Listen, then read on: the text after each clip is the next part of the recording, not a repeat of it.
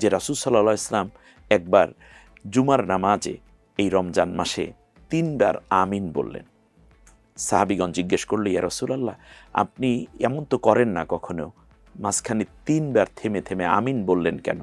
রাসূল সাল্লাল্লাহু আলাইহি ওয়াসাল্লাম বললেন যে, শোনো, জিবরিল আলাইহিস সালাম এই 3 বার আমার কাছে এসেছে। প্রথমবারে তিনি এসে বলেছেন যে, হে রাসূল, ওই ব্যক্তির জন্য আল্লাহ তাআলার লানত যে ব্যক্তি রমজান পেল কিন্তু এরপরেও সে তার জান্নাতকে খরিদ করে নিল না, জান্নাতের অধিবাসী হতে পারল না, তার জন্য আল্লাহ তাআলার লানত। দ্বিতীয় হচ্ছে, যে ব্যক্তি আপনার নাম শোনার পরে সাল্লাল্লাহু আলাইহি ওয়াসাল্লাম বলে না, তার জন্য আল্লাহর লানত। আর তৃতীয়বারে জিবরিল এসে বলেছে, এই পৃথিবীতে যে ব্যক্তি তার মা বাবাকে পেল অথচ খেদমত করে সে জান্নাত নিশ্চিত করতে পারল না, তার জন্য আল্লাহ তাআলার লানত।